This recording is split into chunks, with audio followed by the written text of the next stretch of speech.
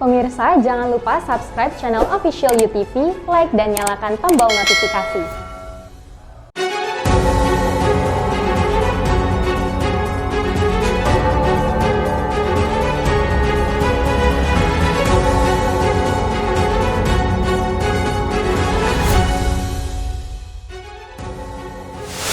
Narapidana terorisme yang pernah tergabung ke dalam kelompok terorisme Mujahidin Indonesia Timur atau MIT Poso berikrar setia pada NKRI.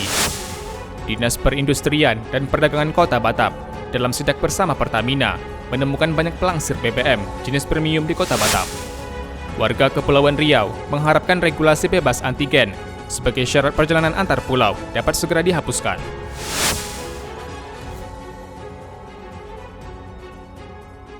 Halo pemirsa, kita berjumpa dalam program U-News. Program ini memberikan informasi bermakna kepada Anda mengenai sejumlah peristiwa menarik di tanah air. Bersama saya, Fahrian Bahri, dan inilah U-News lengkapnya. Gunung berapi Cumbre Vieja di La Palma, Spanyol mulai mengeluarkan gas yang dikhawatirkan berdampak buruk bagi kesehatan. Sekitar 3.500 orang di Pulau Kanari tidak diizinkan meninggalkan kediamannya karena ancaman gas dari gunung berapi Cumbre Vieja yang dikhawatirkan berbahaya bagi kesehatan. Penerapan jam malam menjadi salah satu konsekuensi dari kondisi meteorologi ini.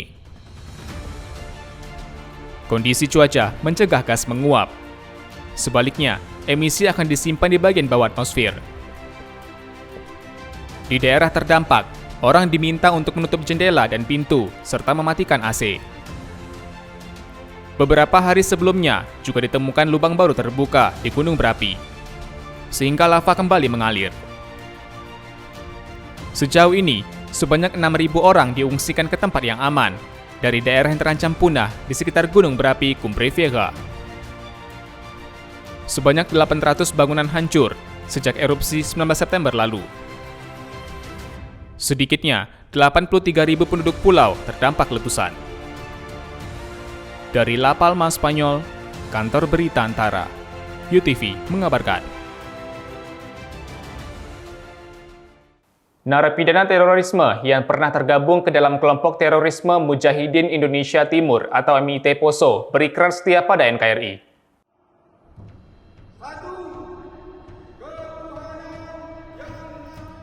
Muhammad Basri bin Barjo alias Bagong, seorang narapidana terorisme yang pernah tergabung ke dalam kelompok terorisme Mujahidin Indonesia Timur, menyebut kelima sila dalam Pancasila di Lapas Khusus Kelas 2A, Karanganyar, Nusa Kambangan, Cilacap, Jawa Tengah. Pengucapan tersebut merupakan ikrar setia kepada NKRI usai dirinya sempat tergabung dalam kelompok MIT Poso. Ia kemudian mencium bendera merah putih diiringi lagu Indonesia Raya sebagai bagian dari ikrar setia kepada Negara Kesatuan Republik Indonesia. Basri lantas langsung dipindahkan ke Blok B sebagai persiapan sebelum dipindahkan ke Lapas Maksimum Nusa Kambangan.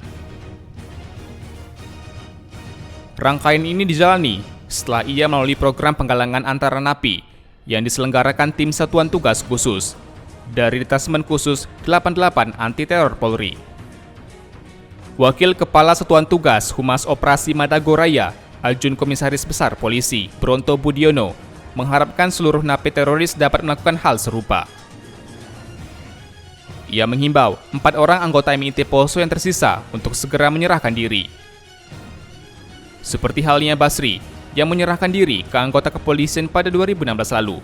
Telah berlangsung upacara ikrar setia kepada NKRI dan pelepasan baiat terhadap 1 orang narapidana teroris atas nama Basri alias Bagong. Demikian yang bisa kami sampaikan kepada rekan-rekan media. Terima kasih. Wabillahi taufiq wal hidayah. Wassalamualaikum warahmatullahi wabarakatuh. Hingga saat ini, Satgas Madagoraya masih memburu 4 anggota MIT Poso yang tersisa. Dari Palu, Sulawesi Tengah, Kantor Berita Antara, UTV mengabarkan. Ribuan guru PAUD hingga sekolah menengah pertama di Natuna, Kepulauan Riau jalani tes antigen COVID-19 jelang pelaksanaan pembelajaran tatap muka di sekolah.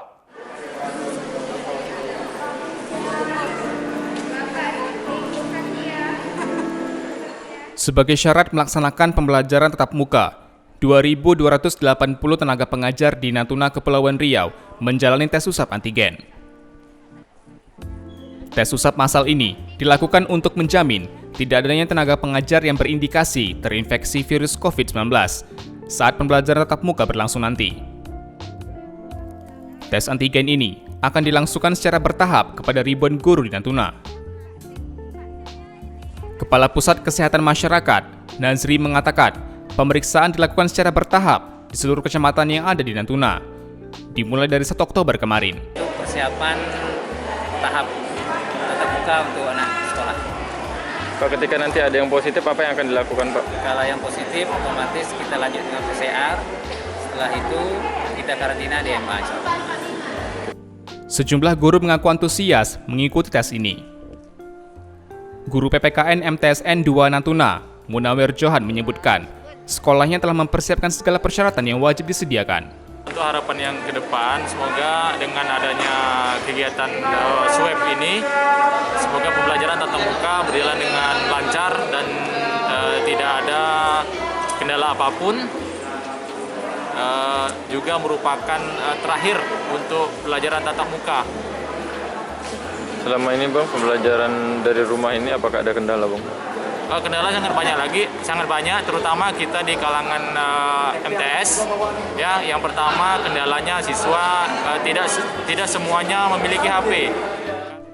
Dari Natuna, Kepulauan Riau, Muhammad Nurman, UTV mengabarkan. Dinas Perindustrian dan Perdagangan Kota Batam dalam sidak bersama Pertamina menemukan banyak pelangsir BBM jenis premium di Batam.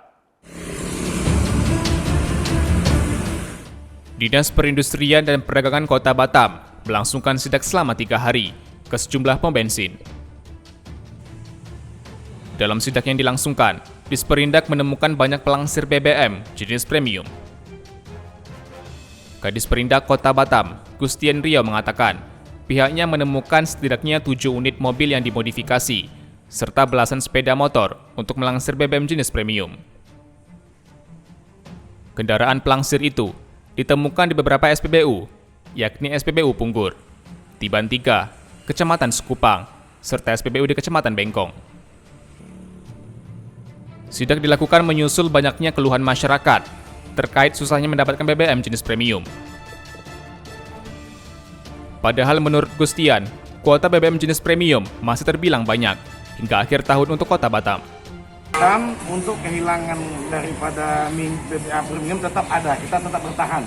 Maka kami melakukan sidak ke lokasi-lokasi memang ada persoalan masyarakat kita ini. Pertama, ada banyaknya pelansir-pelansir yang ada di Kota Batam. Adanya temuan ini, Disperindak akan memanggil seluruh pemilik SPBU di Kota Batam agar tidak lagi melayani para pelangsir BBM yang tidak memiliki izin dan sesuai aturan yang berlaku. Nantinya petugas di SPBU akan diminta untuk mencatat nomor polisi kendaraan yang mengisi premium dan terkoneksi, sehingga pelangsir tidak berkeliling untuk mengisi BBM jenis premium. Gustian juga mengingatkan, melangsir BBM bersubsidi memiliki sanksi pidana, sehingga oknum masyarakat diharapkan tidak melakukan hal tersebut lagi. Ini sudah kita tangkap juga, jadi kami amankan sementara untuk bahan bukti mereka. Kita lagi sidik, penyelidikannya kita bersama-sama dengan Satpol PP. Dari Batam, Kepulauan Riau, Alamuddin, UTV mengabarkan. Para pedagang kaki lima yang membuka lapak jualannya di Taman Batu 10 kini dapat kembali berjualan sebelum sempat bersitegang dengan aparat keamanan belum lama ini. Kisruh para pedagang kaki lima dengan aparat keamanan dan penertiban pada beberapa waktu lalu menemukan titik tengah. Para pedagang kaki lima dapat kembali berjualan di sekitaran Taman Batu 10. Pemerintah kota menyediakan area khusus bagi para pedagang kaki lima, sehingga akses jalan tidak terganggu ketika banyak masyarakat yang mendatangi lapak-lapak PKL. Wali Kota Tanjung Pinang, Rahma, menjelaskan, dengan adanya area khusus perjualan ini, para pedagang tidak perlu khawatir akan tindakan penertiban. Untuk seluruh masyarakat Tanjung Pinang silakan mampir ke UMKM di seputaran Taman Batu 10 karena tempatnya sudah lebih representatif, aman dari perjalanan dari lalu lintas jalan yang ada di sekitaran Taman Batu 10. Saat ini, terdapat 26 pedagang yang menjajakan berbagai jenis makanan.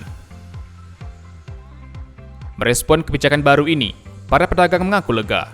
Tapi untuk di atas ini hari Senin batas terakhir kita wajib di atas ini sudah berjualan. Oh gitu Bang ya. Dihimbau oleh Ibu Wali Kota hari Senin sudah mulai berjualan dan kita mulai hari ini sampai besok kita akan menata tempat ini. Menata tempat ini untuk Bang. kita lebih baik dan lebih nyaman berjualannya. Udah di sini ngerintisnya dari nol. Dari makan nasi nggak pakai lauk sekarang udah dapat lauk. Kalau hanya disuruh pindah gitu aja tanpa ada solusi, ibaratnya nggak ada air dingin, ya kami pun nggak mau, tetap mempertahankan lahan ini. Dari Tanjung Pinang, Kepulauan Riau, Muhammad Khairuddin, UTV mengabarkan. Warga Kepulauan Riau mengharapkan regulasi bebas antigen sebagai syarat perjalanan antar pulau dapat segera dihapuskan. Masyarakat mengharapkan regulasi bebas antigen sebagai syarat perjalanan antar pulau dapat segera dihapuskan. Warga asal Lingga, Tony Hidayat mengatakan, penerapan antigen saat pemberlakuan pembatasan kegiatan masyarakat level 2 tak lagi diperlukan. Pasalnya penyebaran COVID-19 di Kepri mulai mengalami penurunan. Tetap ada jarak-jarak tadi di Kepri. Harapannya sih kalau memang udah berkurang, lebih bagusnya antigennya itu dihapus gitu. Mempermudahkan masyarakat untuk bertransportasi gitu. Pendapat serupa juga disampaikan oleh penumpang feri lainnya, Wira. Menurutnya, antigen wajar jika diterapkan kembali saat penyebaran COVID-19 mengalami peningkatan atau dari asal daerah yang memiliki angka kasus COVID-19 yang masih tinggi.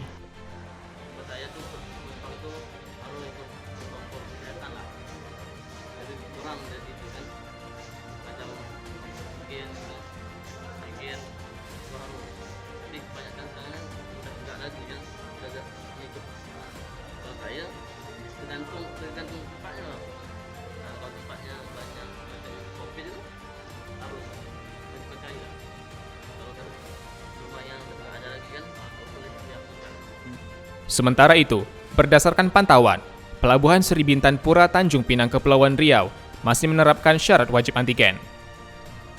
Dari Tanjung Pinang Kepulauan Riau, Muhammad Khairuddin, UTV mengabarkan. Pemerintah Jember, Jawa Timur mendobrak inovasi berwisata di Jember dengan menawarkan penjajakan rute udara menggunakan pesawat Cessna.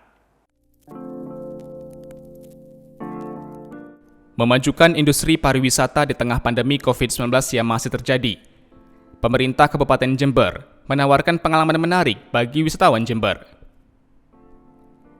Pada akhir Mei lalu, Jember menawarkan atraksi terbang bebas sejumlah pesawat ringan.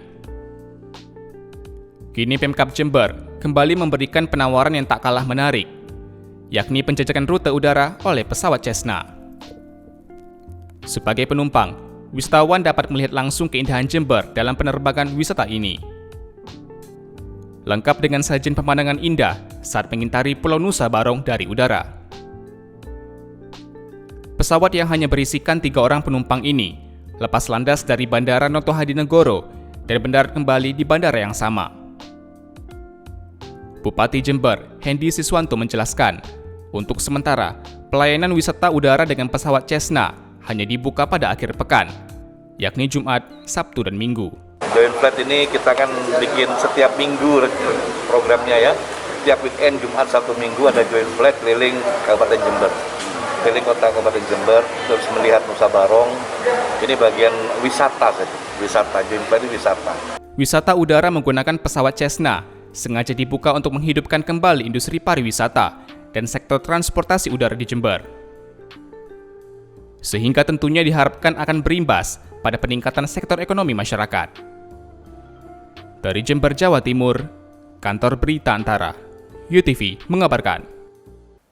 Gugus Tempur Laut Koarmada 1 mendirikan taman belajar dan bermain bagi anak-anak Natuna Kepulauan Riau yang dinamai Saung Pintar 262. Gugus Tempur Laut Koarmada 1 mendirikan Saung Pintar 262 di Desa Sabang Mawang Barat, Pulau 3, Natuna Kepulauan Riau. Berukuran 6 meter x 12 meter, saung ini dilengkapi fasilitas yang menarik perhatian anak-anak untuk belajar. Seperti berbagai macam buku pelajaran, yakni buku pengetahuan sosial, pengetahuan alam, hingga buku pelajaran agama. Seluruh anak dapat menggunakan saung pintar sepulang sekolah. Saung Pintar 262 juga dilengkapi dengan tenaga pengajar yang berasal dari berbagai kalangan atau relawan, baik dari TNI Angkatan Laut maupun masyarakat umum. Sebenarnya merupakan salah satu langkah yang dilakukan oleh Angkatan Laut dan rekan-rekan kita untuk peduli terhadap pendidikan. Jadi kita memberikan message atau pesan kepada masyarakat bahwa Angkatan Laut tidak hanya beroperasi di laut saja, tidak hanya disibukkan dengan operasional yang berhubungan dengan keangkatan lautan, tapi kita juga peduli dengan pendidikan masyarakat yang ada di pesisir, terutama di daerah perbatasan. Ini adalah salah satu wujudnya. Di sisi lain kita juga mengajak untuk masyarakat yang lain yang mungkin belum tahu bagaimana situasi dunia pendidikan di wilayah perbatasan, mereka juga bisa tergerak. Jadi kita Angkatan Laut di sini, Angkatan Laut mencoba untuk mengawali atau memberikan trigger kepada rekan-rekan yang lain, masyarakat Indonesia yang lain yang peduli dengan pendidikan literasi muda bangsa. Selain dimanfaatkan untuk belajar, Saung Pintar 262 juga dapat dimanfaatkan sebagai taman bermain. Saung Pintar 262 ini juga menjadi tempat bermain bagi 700 anak yang berada di Kecamatan Pulau 3. Yang pertama, tentu di samping buku yang sifatnya pengetahuan, ketersediaan bukunya itu tadi yang kita cari juga buku yang sifatnya hiburan. Itu minat utama. Kemudian yang kedua, bisa jadi ke depannya nanti anak-anak kita yang sering hadir itu kan bisa aja kita absen ya. Nanti siapa yang paling rajin dalam waktu 6 bulan kita kasih hadiah atau reward untuk mereka. Mereka anak-anak ini kan kita kasih buku sama pensil sama itu pun udah cukup. Kasih tas untuk masuk sekolah udah cukup. Bisa kita itu. Tas berapa lah itu udah ada. Paling 50.000. Untuk orang 10, 500.000 udah banyak dapat. Jadi kita kasih reward nanti. Mereka kan walaupun sampai sini tak maksimal juga, kita harus rajin datang katanya. Nanti kalau orang sering datang kita dapat hadiah. Kan ada itu. Kita kasih lah untuk anak-anak kita itu kan. Setiap anak yang rutin mengunjungi Saung Pintar 262 dihadiahi bingkisan. Hal ini dilakukan untuk semakin menarik minat belajar pada anak-anak di perbatasan ini. Dari Natuna Kepulauan Riau, Muhammad Nurman, UTV mengabarkan. Terima kasih telah menyaksikan informasi yang kami sajikan. Tetap saksikan News selanjutnya. Salam sehat, sampai jumpa.